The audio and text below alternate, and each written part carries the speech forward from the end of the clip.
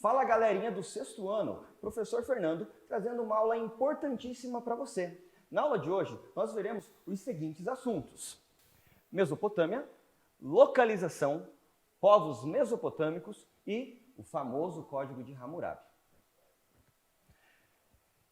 Então vamos lá. Primeiro ponto, Mesopotâmia. Você já ouviu falar nesse nome? O que vem na tua cabeça se eu falo Mesopotâmia? Para a gente entender historicamente o que é Mesopotâmia, antes de tudo, nós temos que entender o que significa o seu nome, qual que é a etimologia da palavra.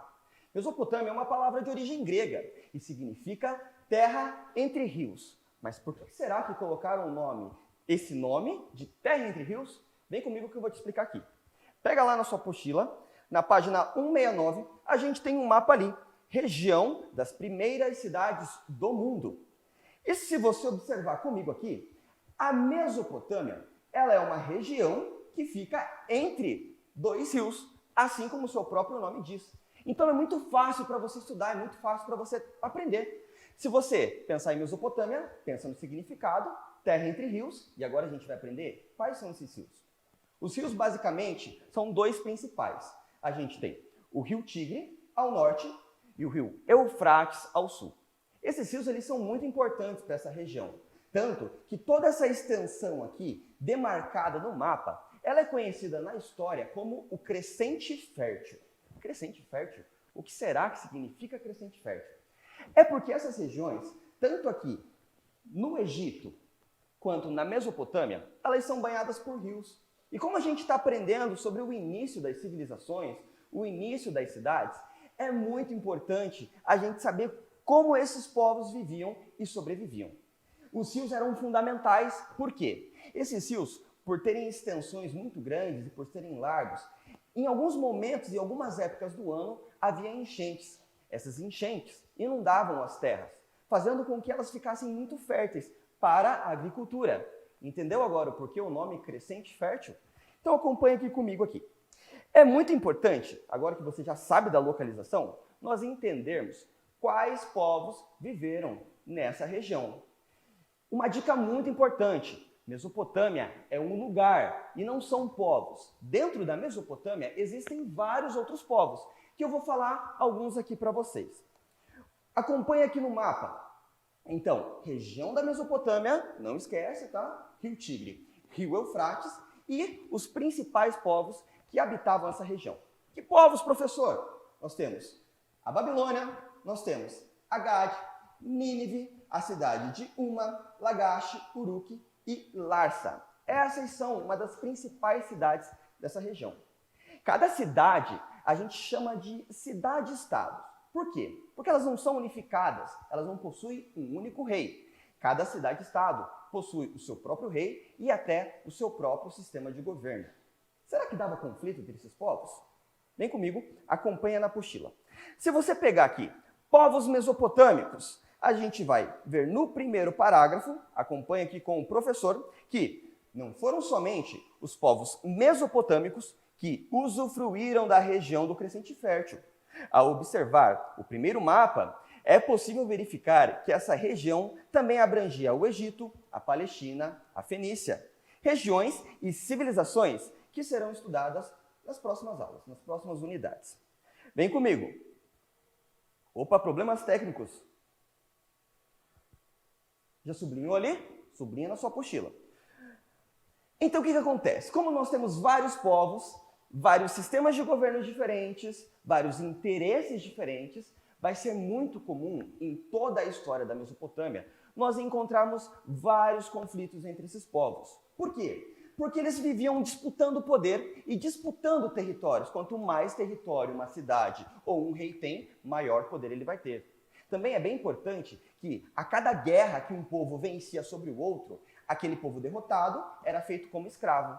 Eram feitos como os prisioneiros de guerra, que depois vão ser usados em trabalhos agrícolas.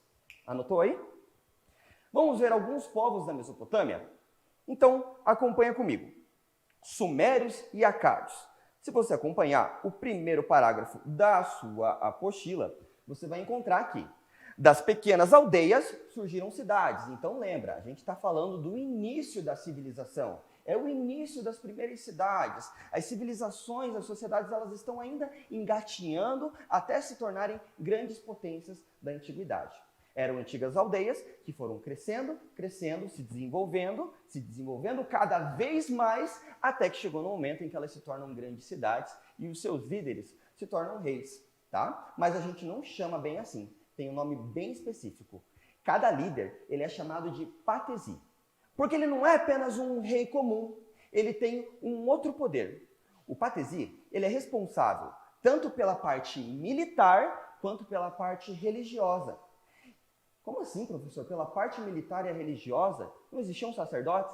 Existiam, mas todos eles estavam ligados ao rei, a essa figura, o patesi. O patesi ele era tão importante e as pessoas achavam ele uma pessoa tão especial que chegavam até a acreditar que ele era escolhido pelos deuses. E dessa maneira, recusar uma ordem do patesi seria recusar a ordem dos deuses. Eu não queria recusar a ordem dos deuses. E você? Bom, por essa razão, esses povos estavam ligados ao patesi, que convocava às vezes esses povos para a guerra, que tinha exércitos fortes para atacar outras regiões. Compreendeu? Vamos direto então para os outros povos? Sumérios e acádios. Essas cidades, as principais cidades desses povos, eram cidades autônomas. Kish, Ur, Uruk, Nippur e Lagash, consideradas cidades-estados. Eu já expliquei. Se você não se lembra, volta um pouquinho esse vídeo, depois vem para cá. Por mais que pertencesse a uma civilização com semelhanças religiosas e culturais, quais semelhanças? Todos eles eram, a grande parte, eram politeístas. Não se lembra o que significa politeístas? Poli, vários, teístas, deuses. Ah, professor, então eles acreditavam em vários deuses? Isso mesmo. Politeístas são povos que têm vários deuses dentro da sua religião. Ok? Por mais que pertencesse a uma civilização com semelhanças religiosas e culturais, caracterizavam, grava isso na sua apostila, por serem independentes entre si, política e administrativamente, e por terem governo próprio. Também já expliquei isso. Volta 3 minutinhos, 2 minutinhos, talvez um, que você vai ver e vai entender.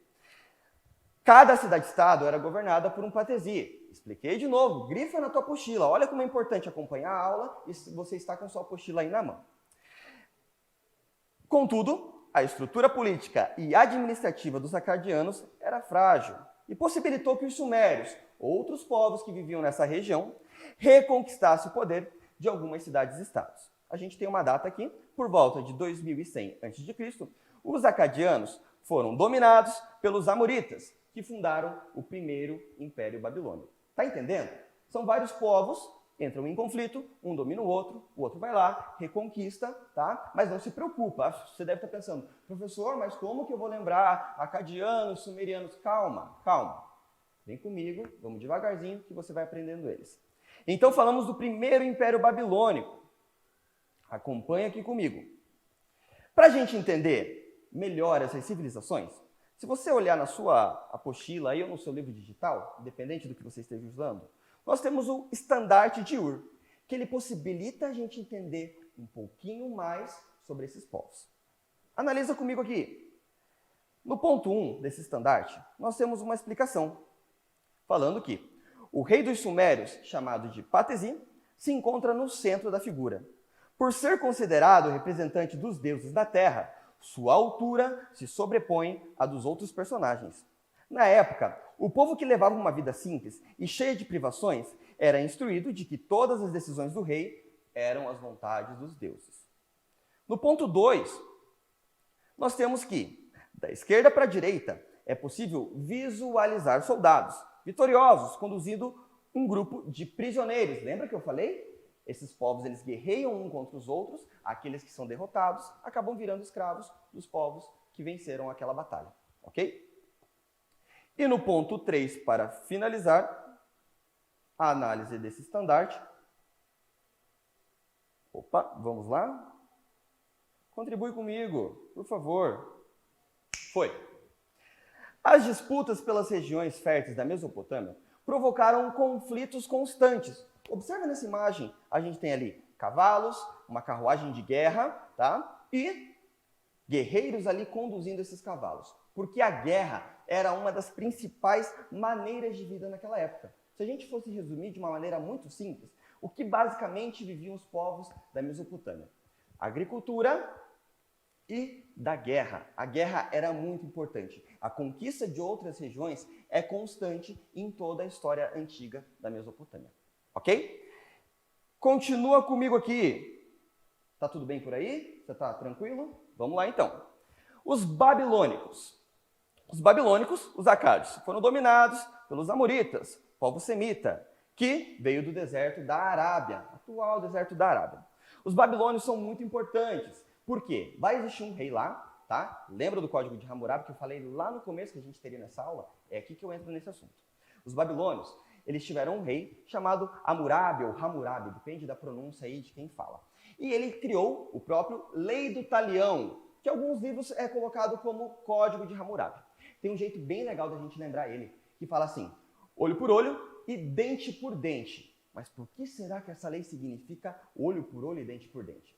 Isso porque, geralmente, quando uma pessoa cometia um crime, a sua pena era semelhante ao crime que ela cometeu. Por exemplo, se alguém rouba outra pessoa, se ela for pega, se ela for condenada, ela deve devolver aquilo. Se ela machuca outra pessoa, a parte que ela machucou a outra pessoa lhe será machucado também. A gente vai ver depois outros exemplos dessa lei, ok? Guarda aí, Código de Hammurabi, olho por olho e dente por dente. Vem comigo. Outros povos muito importantes também que a gente tem na Mesopotâmia serão os assírios, que também são guerreiros muito fortes. Acompanha comigo aqui. Os assírios. Os assírios viviam na região de Assur, no norte da Mesopotâmia, com um forte exército. Por volta de 1300 a.C., haviam conquistado as cidades do antigo Império Babilônio, formando o Império Assírio. Seus domínios se estenderam pela Síria, pela Palestina e até pelo Egito. Lembra que a gente falou crescente fértil? Então, os povos da Mesopotâmia, eles estão em contato direto com os povos do Egito em vários momentos da história. A gente vê nas apostilas, nos livros, que a gente estuda Mesopotâmia, depois estuda Egito. Mas, na verdade, bem na real mesmo, esses povos estão se desenvolvendo simultaneamente. E em muitos momentos eles acabam se conflitando ou até realizando transações comerciais, ok? Bom, agora que você já aprendeu sobre os povos da Mesopotâmia, sobre a localização da Mesopotâmia, lembra Rio Tigre e Eufrates, né? Agora a gente vai ver um pouquinho mais sobre o Código de Hammurabi. Acompanha comigo na sua apostila, na página 171. A gente tem ali uma atividade bem interessante para você, que ela traz o próprio Código de Hammurabi na íntegra. Eu vou dar um minutinho para você, pausa esse vídeo agora e dá uma lida ali no enunciado dessa questão. Aí volta aqui que eu vou ler com você alguns trechos do Código de Hammurabi, ok? Vou esperar. Voltou? Tá. Eu espero que você tenha pausado, que você tenha realmente feito isso, ou você só me fez de bobo aqui. Mas não tem problema não tem problema. Acompanhe aqui comigo. O box ali, onde a gente tem, está sublinhado aqui para mim, aqui no meu livro digital, partes do Código de Hammurabi para eu te explicar melhor, para você conseguir fazer essa atividade aí. Bom, se alguém em um processo se apresenta como testemunha de acusação e não prova o que disse, o seu processo importa perda de vida. Ele deverá ser morto. Sabe aquilo que a gente chama hoje de calúnia? Então, se alguém caluniasse outra pessoa naquela época e não provasse aquilo que falou, olha que o fim não era muito legal não. Eu não queria falar nenhuma calúnia naquela época. Se alguém rouba um boi, ou uma ovelha, ou um asno, ou um porco, ou um barco, se a coisa pertence ao Deus da corte, e eu quero que você preste atenção aqui no seguinte, o Deus ali está escrito com D maiúsculo, mas não é o Deus judaico-cristão que a gente vai aprender lá na frente, tá? São deuses, lembra que eles são politeístas, né? Ou a corte, ele deverá dar 30 vezes tanto. Se o ladrão não tem nada para dar, deverá, adivinha, ser morto. Se alguém abre o seu reservatório de água para irrigar, mas é negligente e a água inunda o campo do seu vizinho, ele deverá restituir o trigo conforme o produzido pelo vizinho. Bom, você deve estar vendo aqui Professor, mas é dura essas leis, né? As penas são muito duras. Sim, e é por isso que a gente chama de olho por olho, dente por dente. Aquilo que eu faço para você, como pena, você faz para mim, ou a justiça, no caso, faria para mim. Ok? Deu para entender? Vamos aqui voltar bem rapidinho, em 2 minutinhos, para a gente fixar isso daqui que eu passei para você? Então vamos lá. Mesopotâmia significa o quê? Terra entre rios. Quais rios? Rio Tigre e Rio Eufrates. Mesopotâmia é uma localização, é um lugar geográfico, e dentro desse lugar geográfico nós temos vários povos. Na aula de hoje, nós vimos sobre os sumérios, os assírios e os babilônios. Ok? Tranquilo? Código de Hammurabi, olho por olho, dente por dente. Essas são as palavras-chave que você precisa para entender essa aula. Ok, galera? Agora, nesse momento, eu vou passar uma atividadezinha para você fazer na sua casa. Na verdade, você já está aí, eu espero que você esteja sentado ainda, você não dormiu, né? Está aqui comigo ainda? Tá, ok. Então, pega a sua apostila, abre lá na página 173 e você vai realizar a atividade 1, a atividade 2, a atividade 3 e eu parei por aqui nessa aula. Ok, galera? Muito obrigado, sou o professor Fernando e nas próximas aulas eu também estarei com vocês. Valeu, bons estudos!